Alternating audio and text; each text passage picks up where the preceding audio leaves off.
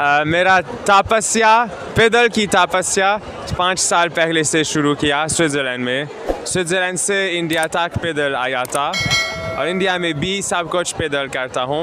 ये मेरा ज़िंदगी की तपस्या साधना है, पैदल पैदल पैदल। स्विट्जरलैंड से पैदल आ गए भारत? हाँ जी, हाँ जी। कितने साल हो गए पैदल चलते हुए? हाँ, 4 साल? 4 साल इंडियन बॉर्डर तक और इंडिया में 1 साल, कुल मिलाकर 5 साल।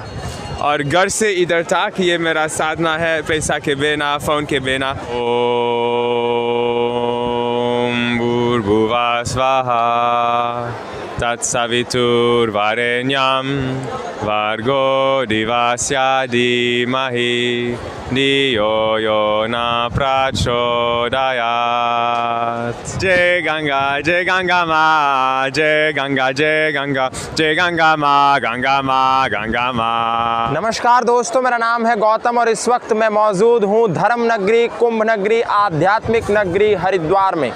हरिद्वार में आगाज़ हो चुका है विश्व के सबसे बड़े मेले महाकुंभ का और इस महाकुंभ की एक एक चीज़, एक एक आकर्षण का केंद्र मैं आपको लगातार दिखा रहा हूं और आपकी भी सकारात्मक प्रतिक्रियाएं मुझे प्राप्त हो रही हैं। इसी श्रृंखला में आज मैं आपको मिलाऊंगा बैन बाबा से।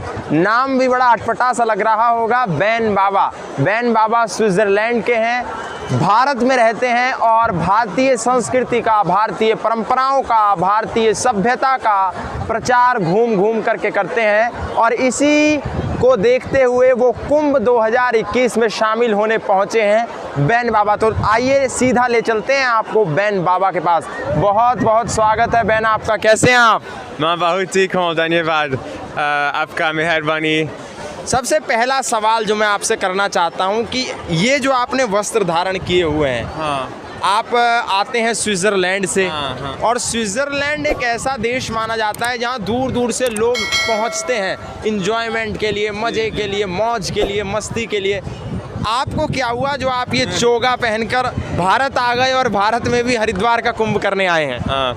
स्विट्ज़रलैंड में सब कुछ है, लोग, सब कुछ, पैसा है, गाड़ी है, बड़ा घर है। और मैं उधर देखा था जब इतना ज़्यादा पैसा है, इतना ज़्यादा खुश नहीं है। कभी खुश है, कभी खुश नहीं, लेकिन मैं इस तरह देख रहा हूँ। खुशी पैसा से बिल्कुल नहीं आ सकता है, पैसा खुशी नहीं खरीद सकते। और मैं सोचता हूँ सच खुश अंदर से आता है, इसीलिए मुझे पैसा मेरा शौक़ पैसा नहीं है। जब पैसा है ठीक है, लेकिन ये ज़रूर नहीं है। सबसे ज़रूर ध्यान करना, योगा सीखना अंदर के खुशी के लिए। अंदर की खुशी ज़रूरी है। आपने कहा कि पैसा सब कुछ नहीं है, पैसे से खुशी को ख़रीदा नहीं जा सकता है, लेकिन मैं ये जानना चाहूँगा जब आप स्विट्ज़रलैंड में थे आप क्या करते थे? मेरे काम पहले से ये वेब डिज़ाइनर, वेब डेवलपमेंट।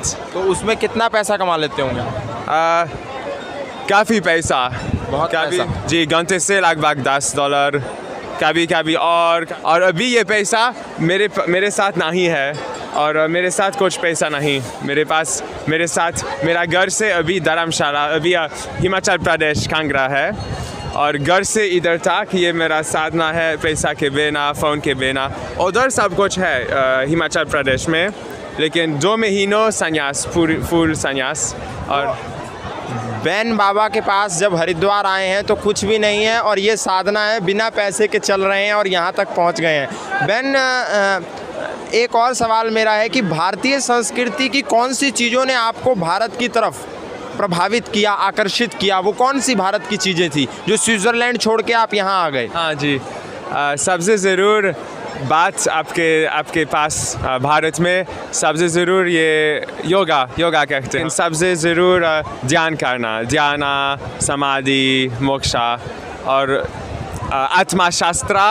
ये आपका सबसे, मैं सोचता हूँ सबसे मूल्यवान बात इंडिया में आत्मा शास्त्र।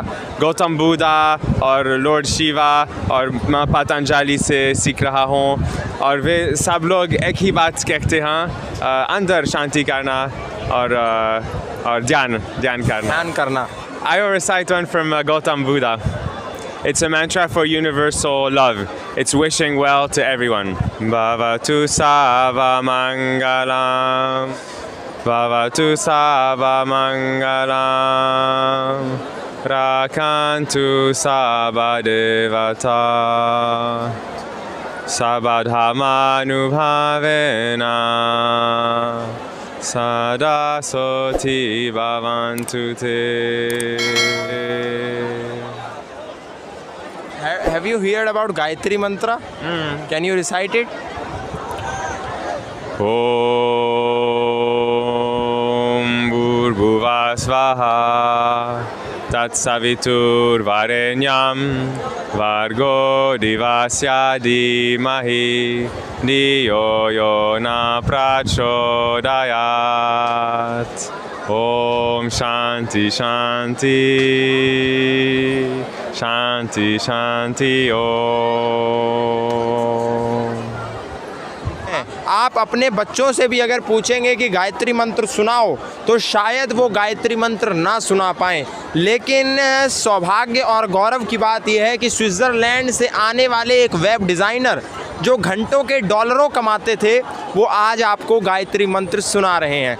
When I had a question that what kind of Sadhana you are doing that आप अभी नंगे पैर हैं, पैदल चल रहे हैं, गाड़ी में नहीं बैठ रहे हैं, इसके बारे में थोड़ा बताइए. नंगे पैर क्यों चल रहे हैं और गाड़ी में आपने बैठने से क्यों मना कर दिया? जी मेरा तपस्या, पैदल की तपस्या 5 साल पहले से शुरू किया स्विट्ज़रलैंड में. स्विट्ज़रलैंड से इंडिया तक पैदल आया था और इंडिया में भी सब कुछ पैदल करता हूँ. ये मेरा ज़िंदगी की तपस्या साधना है, पैदल पैदल पैदल, क्योंकि पैदल इतना आराम है. गाड़ी में 10 घंटे चाहिए, पैदल 1 महीनों शायद. एक बात बताइए, स्विट्ज़रलैंड से पैदल आ गए भारत? हाँ जी. कैसे? 18 मुल्क, यूरोप से, बाद में तुर्की, Iran, Armenia, Georgia, Russia, Kazakhstan, Kyrgyzstan, Uzbekistan, China, Pakistan, India. तो कितने साल हो गए पैदल चलते हुए? लेकिन 1 साल इंडिया में और 4 साल इंडिया तक. 4 साल चल चुके हैं. हाँ, 4 साल इंडियन बॉर्डर तक और इंडिया में 1 साल, कुल मिलाकर 5 साल. 5 साल चल चुके हैं. अभी और कितना चलेंगे? बहुत साल. अभी कोई टारगेट फिक्स नहीं है कि इतना चलना है? नहीं, टारगेट इंडिया था और अभी इंडिया में हो. और अभी कौन सा टारगेट? अभी सच टारगेट अंदर है. अभी ध्यान करना है और चलना, पैदल में जाना, ये मेरा ध्यान है. पैदल चलते हैं. मैं तो देख करके और सुन करके हैरान हूँ. स्विट्ज़रलैंड से इंडिया तक पैदल आ गए, अलग अलग देशों से होते हुए. बिना वीज़ा के आए कि वीज़ा के साथ आए? जी, सबसे ज़रूरत, सबसे दिक्कत ये वीज़ा के मुश्किल से वीज़ा के सवाल है. और सब मुल्क अलग है, लेकिन एक मुल्क में अगली मुल्क के वीज़ा बनाता हूँ. और कभी कभी काफ़ी मुश्किल है, कभी कभी कोई वीज़ा नहीं चाहिए. इंडिया में वीज़ा आया था और अभी जब कोरोना है नया वीज़ा वे हमेशा देते हैं हर महीनों. हर मुल्क अलग है, लेकिन कुल मिलाकर मैं कर सकता हूँ, वीज़ा के सवाल भी कर सकता हूँ. तो आप ये बताइए कि 5 साल से लगातार पैदल चल रहे, अब तक गाड़ी में बैठे ही नहीं? जी, गाड़ी के बिना 5 साल पैदल में. हिमाचल से कब चले थे हरिद्वार आने के लिए? 25 दिन चाहिए, 25 days. 25 दिन से पैदल चल रहे हैं? हाँ, 500 किलोमीटर. थके नहीं 25 दिन से? नहीं, क्योंकि आराम से दिन से 20, 30, 35 किलोमीटर और आराम से जाना. जब तक गए मैं सोता हूँ, जब तक नहीं गए मैं जा रहा हूँ. और कुल मिलाकर से रात को कैसे रुकते हैं? जी, हर रात अलग है.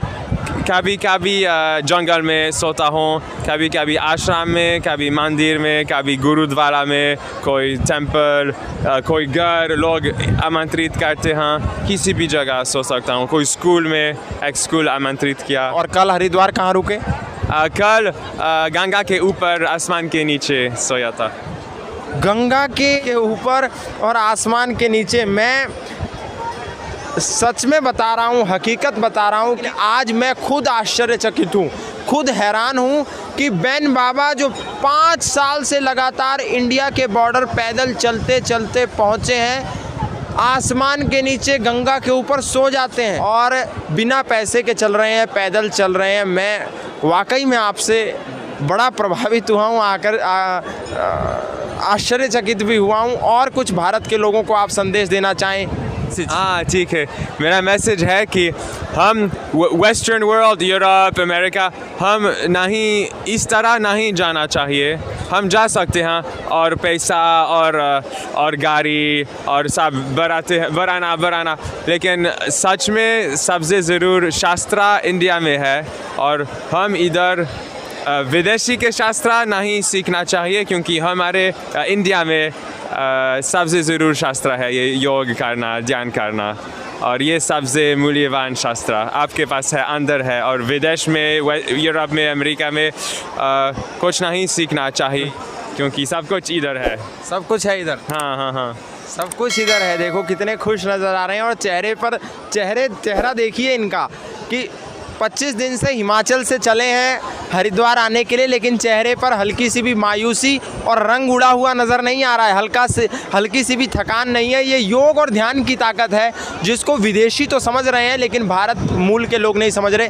अंतिम मेरा सवाल, हिंदी कहाँ से सीखी? हिंदी 4 साल सीख रहा हूँ, क्योंकि 1 साल इंडिया में